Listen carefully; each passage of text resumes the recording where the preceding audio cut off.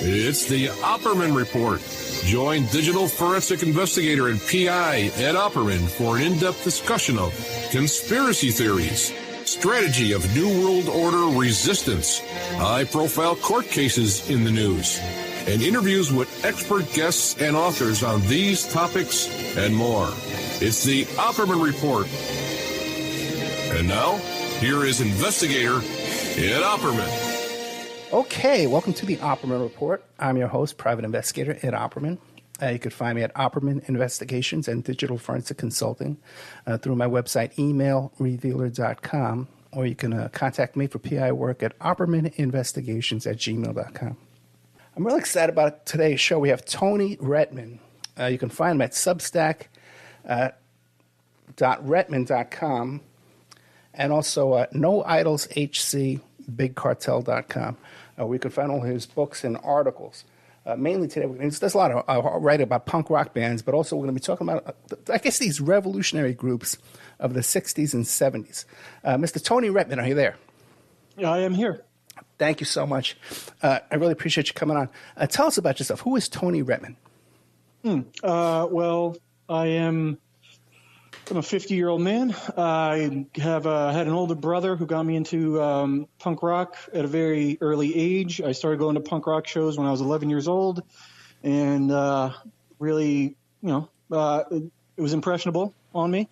So as I got older, in punk rock, it was either two things. You start a band or you start your own magazine, like fanzine. So I was too young to start a band, so I started a fanzine when I was 14 and started interviewing bands and reviewing records and kind of stayed on that road for a while. As I graduated high school, I didn't go to college or anything. I just kept doing fanzines. And from there, that kind of pushed me into freelance writing about music. And also, as I got older, I started writing books about the history of American hardcore punk. I've written 3 of them so far. The first one was in 2010. It's called Why Be Something That You're Not, Detroit Hardcore, 1979 to 85. Second one was NYHC, New York Hardcore, 1980-1990. And the last one was Straight Edge, A Clear-Headed Hardcore History. And that came out in the fall of 2017. And I've done a few little things here and there on my own in regards to like little chapbooks and things like that I print on my own. But those are the 3 official books that I've written. And I've written freelance music writing for Vice, Village Voice, Red Bull Music Academy, a magazine in England called The Wire, for Bandcamp Daily, and a few others. And in the past few years, I've kind of branched out of writing about punk rock and writing about radical leftist urban guerrillas in America in the 60s and 70s. I'm on your Amazon page right now with all your books. Yeah, Straight Edge, NYHC, New York Hardcore. A lot of interesting stuff. Very, very wide variety of topics here. But you wrote a couple of articles, though, about the radical left, right? And so give us an idea. What are we going to be hearing about today? Well, I mean, I wrote 2 articles in the past couple of years. One was about Sam Melville, who went on a series of, bombing campaigns around New York City in late 69 and 70, and I think just 69, and eventually was captured and put into Attica and was one of the people that was pretty prominent in the Attica uprising. He was also murdered in that uprising. And the other article I wrote was about a group that existed in Palo Alto, California in the early 70s called the Venceremos, not to be confused with the Venceremos Brigade that was in Cuba at roughly the same time. And they were, they started out like most of these groups. They were college kids. And then it kind of morphed into taking in other people outside of higher education. And what eventually happened was they kind of got larger. They started a newspaper. They got very vocal in their issues with, imperialism and racism in America, et cetera, and the prison system. And they got caught up in a prison breakout of someone that was a Venceremos member, someone who was inducted, I guess, into Venceremos while in prison. They got involved in a prison breakout for this person, and in that, one unarmed police officer was killed point blank. One was just wounded, and eventually these people got caught and went away to prison. But the thing is they are considered the precursor to the Symbionese Liberation Army, which of course assassinated Marcus Foster and abducted Patty Hearst. And it's if there's a catalyst to any of this, of like why I started to write these articles in the past few years, it is something that I was interested in here and there as a kid. It just kind of went hand in hand kind of with the punk rock rebellion thing. And also, punk rock can also be, a very leftist politics. So I had a working knowledge of like Weather Underground and the kind of, white radical groups. But I would say the catalyst was, I guess maybe it was like 2017. There was that CNN thing about the abduction of Patty Hearst, and I just thought it was horrible. It was that, and as well as Jeffrey Toobin put out a book at that same time, and like both of those things hand in hand, I was just like, hey, like I'm not an expert in this, but this is bad.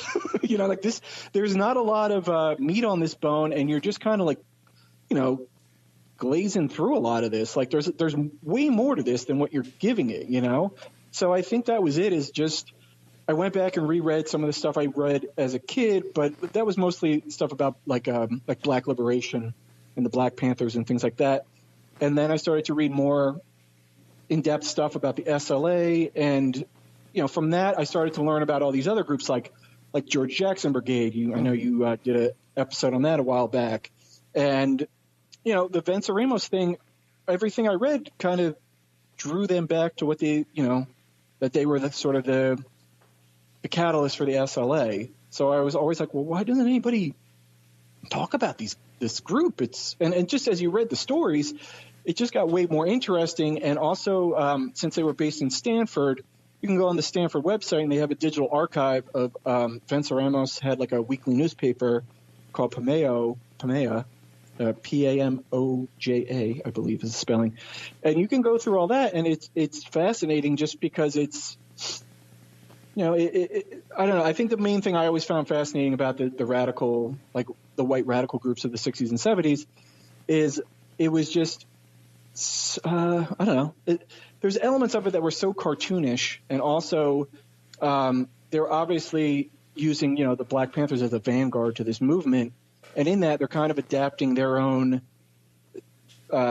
rhetoric and, slang and things like that. And it's, I don't know, it's kind of crazy. It's also, it's like always, I guess that's always the way. Like, it's kind of like, Beatles. The Beatles played, R&B music because they wanted to be African American. So maybe that was why these kids adapted all the lingo and the rhetoric because they thought that would make them closer to the Black Panthers. I don't know. But let me ask you this: when you were looking into Patty Hearst's story, did you read Brad Schreiber? Yeah. I contacted him when I started the Venceremos article to get some information, and I used his book as reference in the article. So yeah, I read that book. It's incredibly fascinating.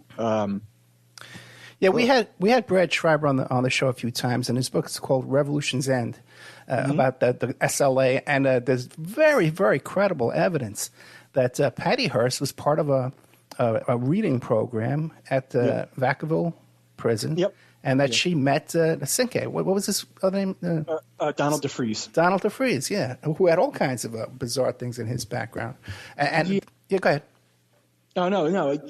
I was just saying, yeah. And there was also Mary Alice Stein, I believe he mentions her in his book as well, who was a Venceremos member and was a friend of Patty Hearst. And I believe it was, she used her student ID or something because they looked so much alike to get into Vacaville and to be part of these reading groups and or be apparently, intimate with Donald DeFreeze.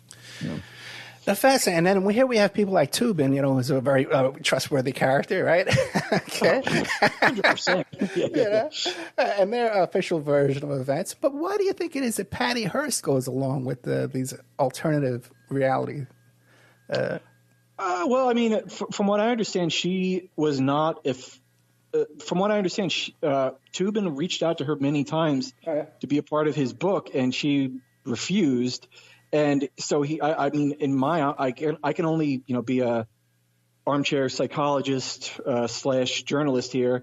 It seemed like since he couldn't get her on board, he cooked up this cockamamie narrative that she was, that she wanted to be a revolutionary, and then she didn't want to be, and whatever else. I mean, which could be true. I don't know. I'm not in her head. But it also seemed like it was a very easy way to wrap up what I will call a very half-assed book. I mean, any interviews I've seen or heard with him about that book, he really seems like excited or to tell that like, oh, I didn't even have to leave my house to write this. Everything's on the internet. It's like, wow, cool. Like, so this is just Wikipedia entries that you just slapped into a book, buddy? Like, all right. Or whatever memo he was sent to put it in the book, the narrative there. Yeah, exactly. I mean, that's the thing is, those are the people, that in the, whatever you want to call it, the mainstream media are given the carte blanche to take these moments in history and just run wild with them to create a narrative that everyone can kind of like shake their heads at, like, yep, that's what we're going to go with. All right. Like, next, they just move along to the next thing. Like, as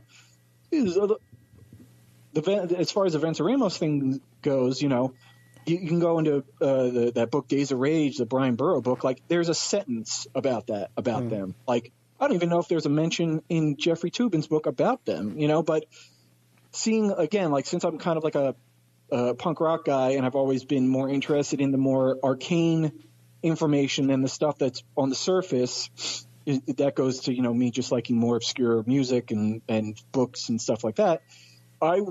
Rather than use that stuff as a reference, I was going and finding old, like, used books like Paul Avery, excuse me, The Voice of Guns, which was the book he wrote about the SLA that has a lot of information about Venceremos in it.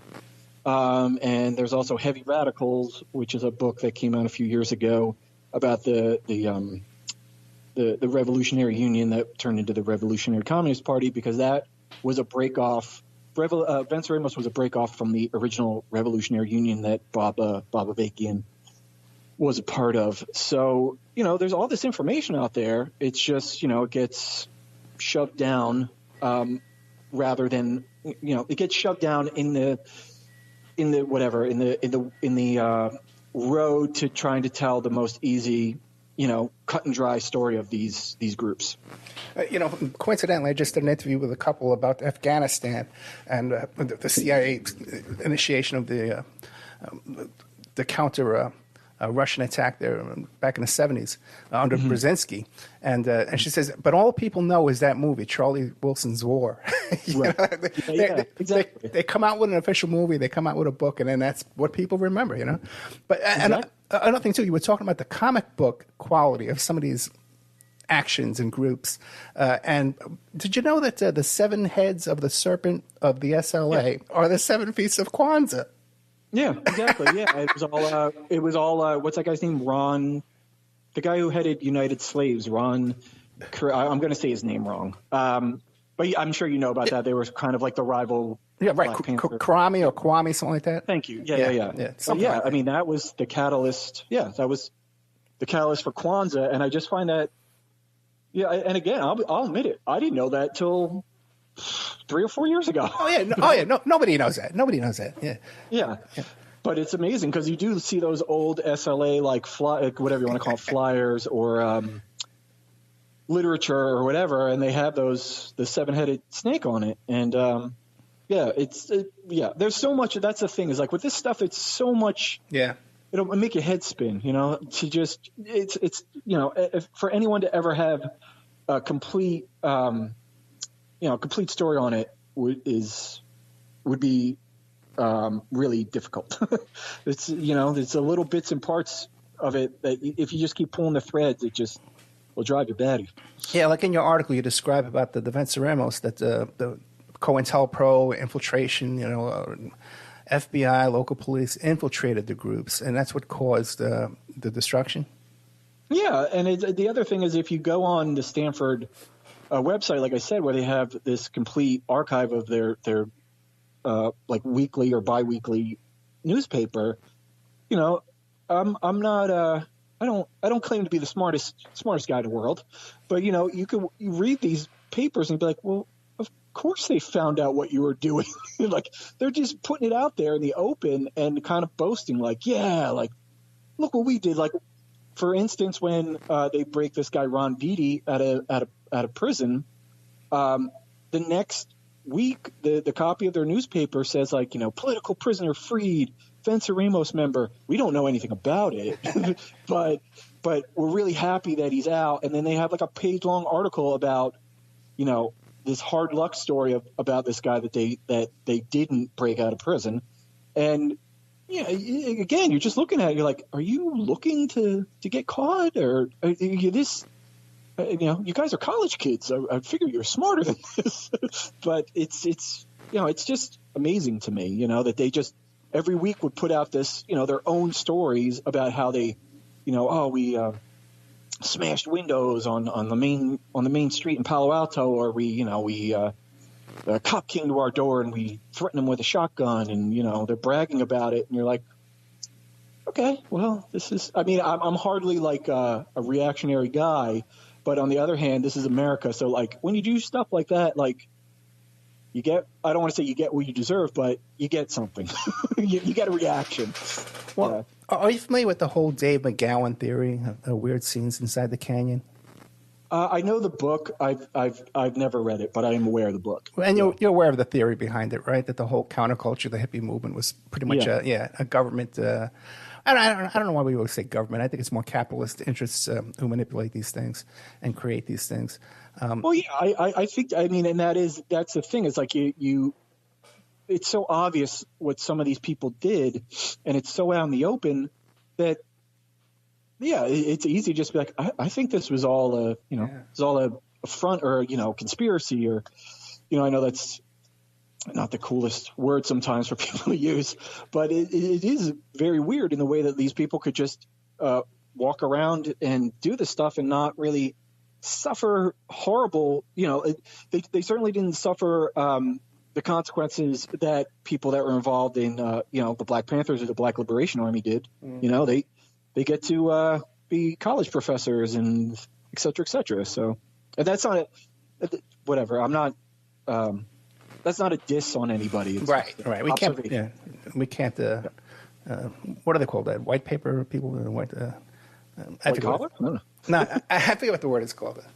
When you start pointing people out. Whitewash or no, I forget what it is. Anyway. Anyways, yeah. Let's move on. Yeah. Okay. Well. Did they accomplish anything? Venceremos. Well, apparently in the beginning they did. The whole thing is the group originally was founded by a guy named Aaron Mangiano.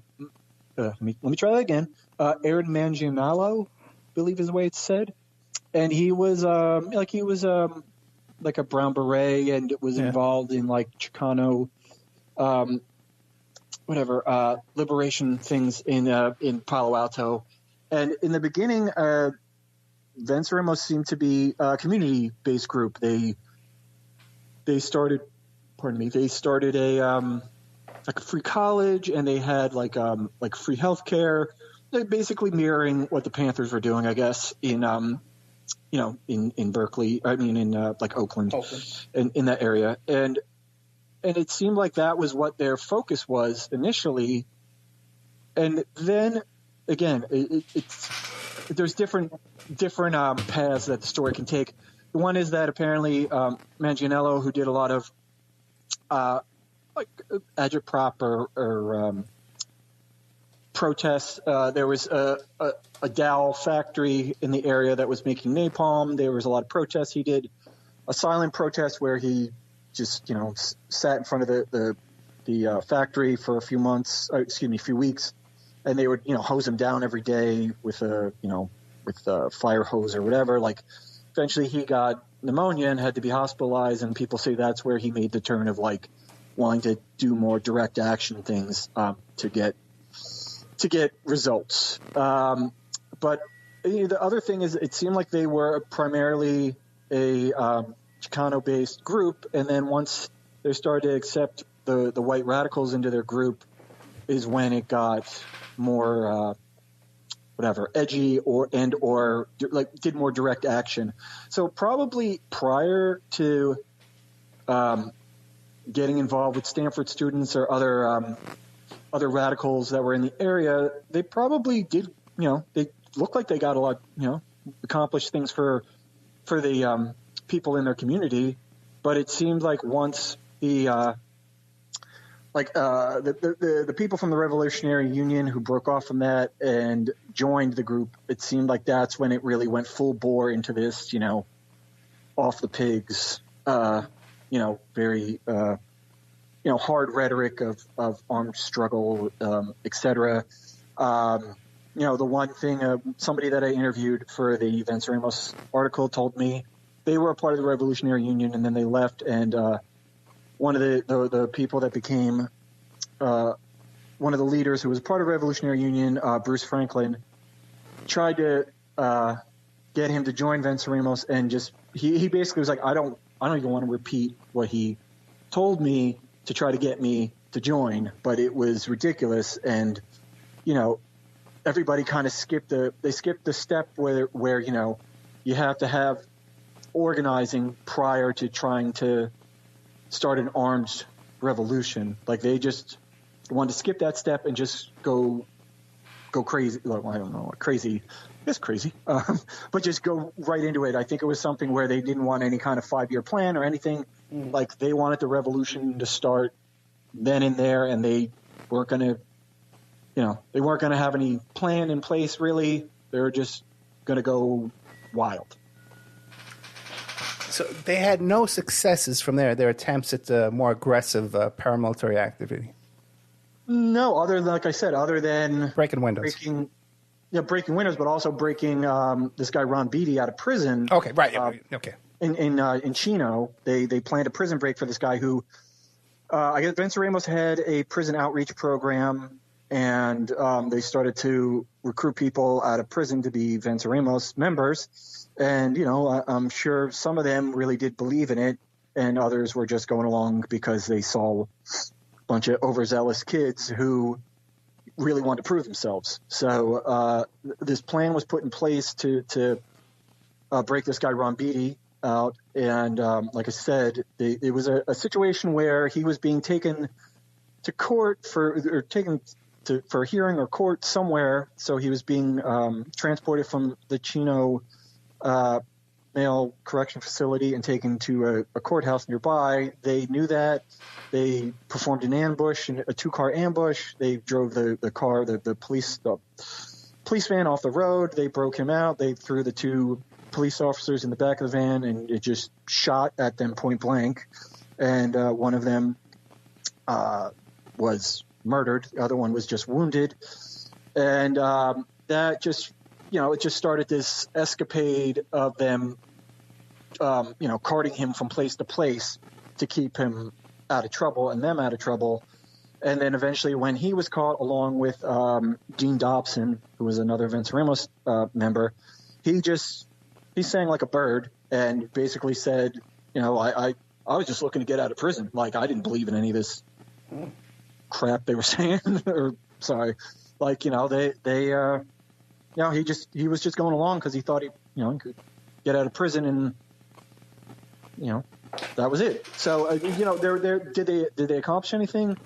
No. I mean, they thought they were, but they got bamboozled by a convict. So I don't think they really accomplished anything other than, like I've been saying, they're the people say that they are the starting point for where the Sudanese Liberation Army, which was probably an operation. No, I'm sorry. Well, which was probably an operation. SLA was probably a total. Well, I think my little. Yeah. I think Sin-Q was definitely. You look at that guy's past. He was definitely an informant and was being used. I think he probably was. He was allowed to escape. And again, I don't. We don't know. Yeah. Yeah. But I think he was allowed to escape, and I think whoever allowed him to escape wanted him to infiltrate, more black liberation groups. And from what you read, maybe it's in Brad's book that he was coming up to these people like, hey, you want anybody killed? And they're like, no. They could tell. People can tell when a provocateur. Yeah. Well, you'd hope up in their midst. You'd hope at least.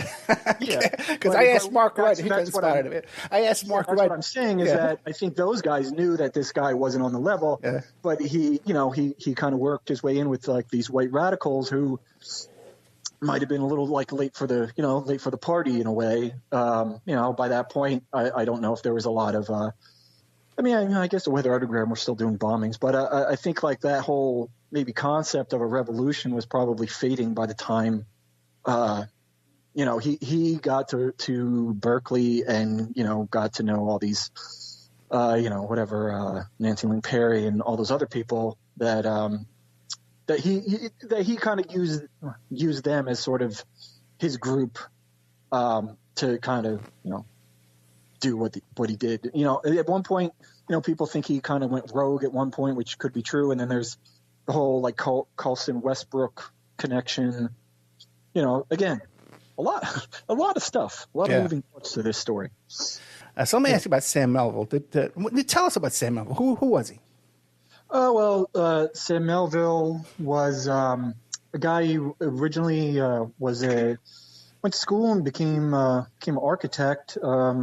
Apparently he had a hand in building like the fountains in front of Lincoln Center, and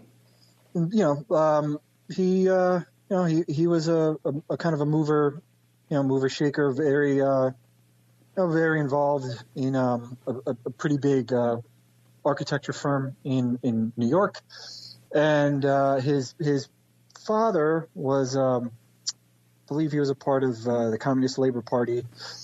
And all of a sudden, again, these are all narratives that people have put on the story. Some people say his father basically sold out. I guess he quit the Communist Labor Party and moved to Long Island and opened a hamburger stand and all this kind of all the total American dream, I guess. And Sam was a little put off by that. And then as well, I guess he felt, he was a guy with a wife and a kid and had a nice apartment on the upper west side of New York, and had a good job, and maybe felt that there was a void in his life, or he was just going along. He wasn't any better than his father that he was not happy with. So he, there was the Columbia uprising that Mark Rudd was a part of. Apparently, he joined in on that, and that kind of got him started. And he just he left his wife, he left his kid, and moved down to the Lower East Side and started hanging out with the people, the radical people that were down there at the time, like the yippies and the mother effers. Yeah, up against the wall. Like all the radical groups are probably hanging out at like Peace-Eye bookstore or with the guys from the Fugs, or just there was a lot, obviously from what we're from what we're told, there was a lot going on down there, and a lot of, starts of kind of radical, armed resistance or armed struggle. And he moved down there. He met what's her name? Albert. Janet, right? Janet Albert? No. Jane. Jane or Jean? Jane Albert. Yeah. Jane Albert, yeah. She wrote that book, Growing Up Underground. Yeah. We're getting old, huh? You and me, we're getting old. I mean, you know what? It's like I said, before we started recording, I brought all these books out to my office to be like, oh yeah, like you got to remember this, and that's the one book I forgot to bring out. But anyway, so he started, moved in with her and started becoming a part of more radical thing. Radical happenings. Apparently, also it's the Quebec QLF, is that their name? I forget. The Quebec Liberation Front, or I guess he was hiding them. He through some underground thing. He was letting them stay at his apartment. That was after they bombed the Canadian Stock Exchange. I believe that was in like 1969. And apparently they're the ones who taught him how to build bombs. And then it was also a matter of, back then, I guess you could just buy dynamite anywhere. Yeah. So, but that wasn't good enough for him, because apparently they did like they robbed like some place in the Bronx, I want to say, that of all the of dynamite. So that's what they built the dynamite with, was from this stolen dynamite. And I think the first couple attempts at bombing things didn't go well. I think it was something where he bombed the what is it? The United Fruit, United Fruit, because he thought that they were like exploiting Cuban workers. But then it turned out that wasn't even had a sign there on the dock, but it was abandoned. Like it wasn't even operational. But then it went into bombing Marine Midland, Federal Office Building in Foley Square, Army Induction Center in Whitehall Street, Manhattan Criminal Court Building, and they were all built by him.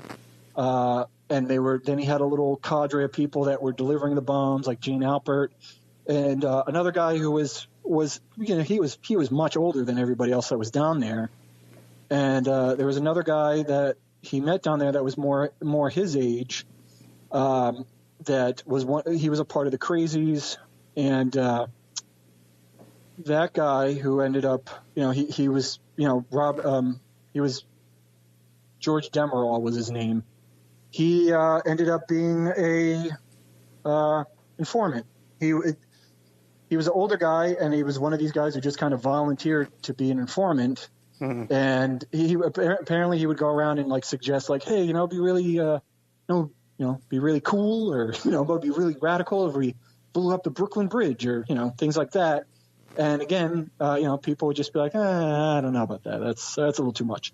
But he was one of the guys that was helping Sam, plant these bombs around, and that was eventually the guy that, they were going to plant a bomb, I think, in the Armory building, and something happened where they didn't want to do it because something where if they were going to put it in a truck, because the trucks would get brought into the Armory building at night, but the trucks were on like a residential side of the street, and he didn't want to like the bomb to maybe blow up in front of like somebody's house.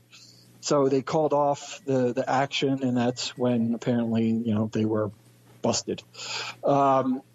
So he was arrested. Apparently, he also tried to escape. He held a guard. He took off his belt and handcuffed the guard with his belt, and he got maybe 2 stories away before he was caught again.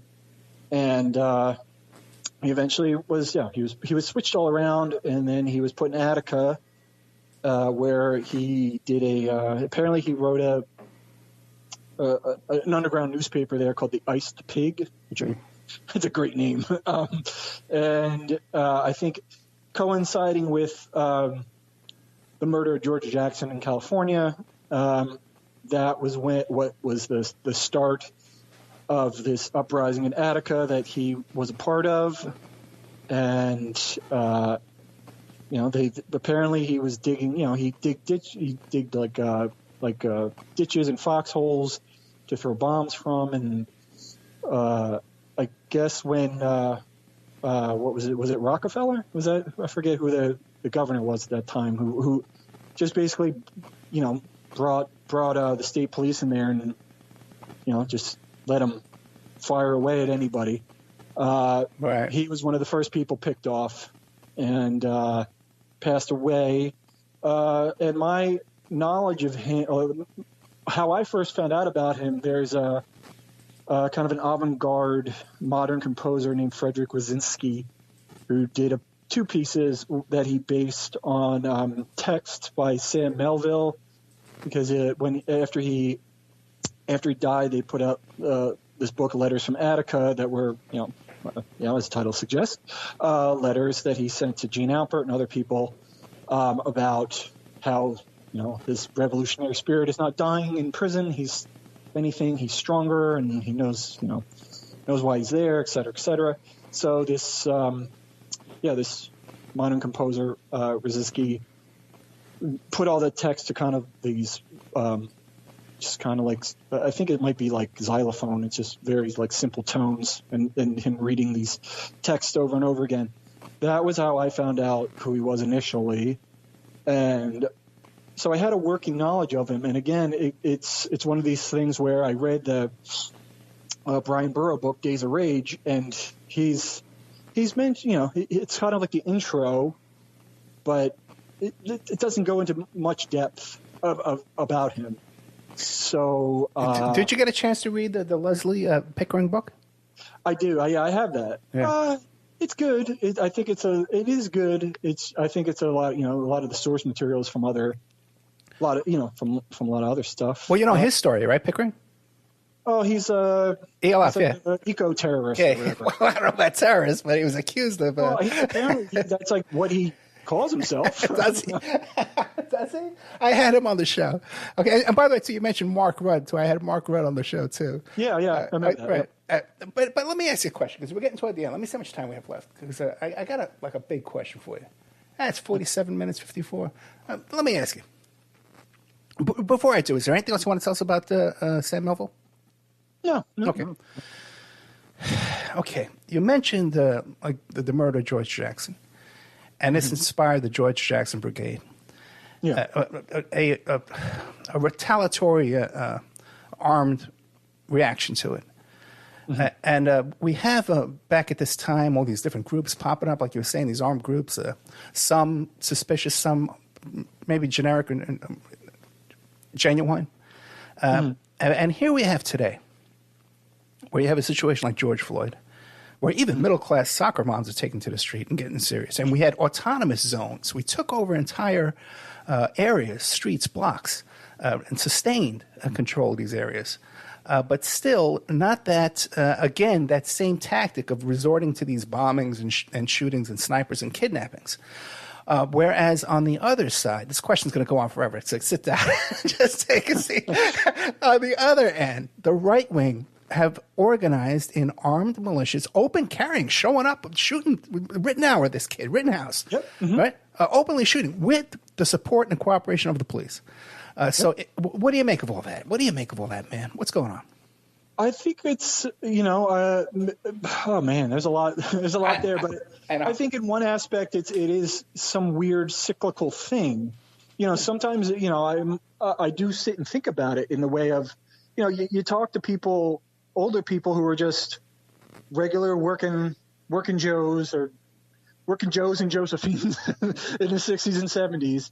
And when you ask them about Black Panther, like any of this stuff, they're just like, those people were nuts. Like they just want nothing to do with it. They just think those people were crazy and, whatever. It's just, they were out of their minds and what they were doing was not going to accomplish anything. So sometimes I do wonder, like in 30 years from now, is history going to somehow flip over in the way that these armed right-wing militia people are going to be the equivalent of what we're talking about right now? You know, like Weather Underground or SLA, where people are just going to say, like, people were nuts. Like, you know, they thought they were going to overthrow the government with, well, how many people were at that insurrection? A couple hundred, maybe? Well, yeah, but stop and think, though. You had those organized Proud Boys, those guys, you know, with their military gear, you know, organized in formation. You know, the left never took over the Capitol. Not even close, yeah.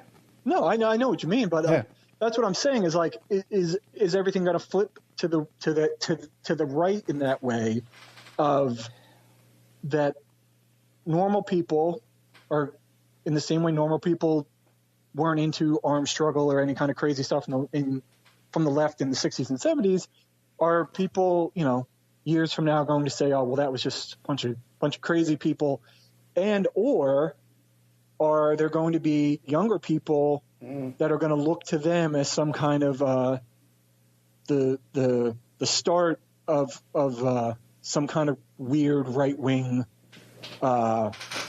overthrow, you know? Right.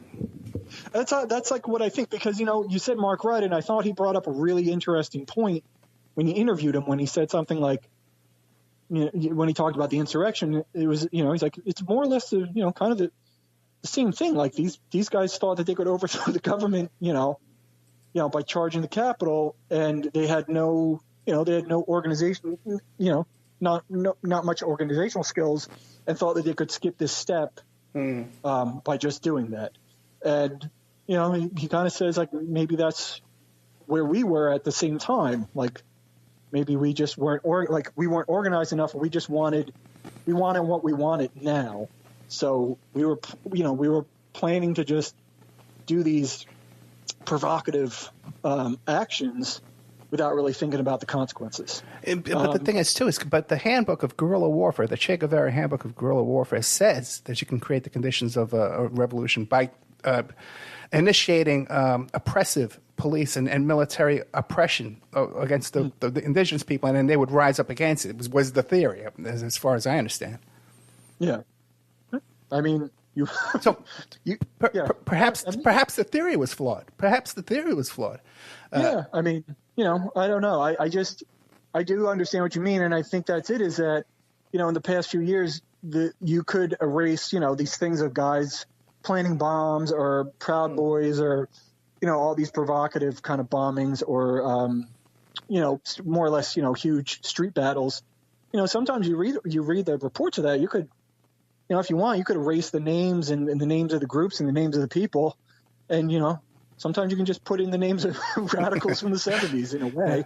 You know what I mean? But again, I think with a lot of stuff, I look at it less from, I don't know if it's the right, like, I look at it from a less of a political viewpoint maybe, and more like psychological, in the way of, like, a lot of these, you know, I think a lot of these people were, you know, they had a lot of guilt for the way they were brought up and how, you know, how well-to-do their parents were and things like that. So they thought doing these provocative actions would, you know, save them or make them look better if they didn't go along with what their parents were doing. You know, that's sometimes how I look at it. You know, these are people who are from the first generation of America. Well, you know, probably first generation of America.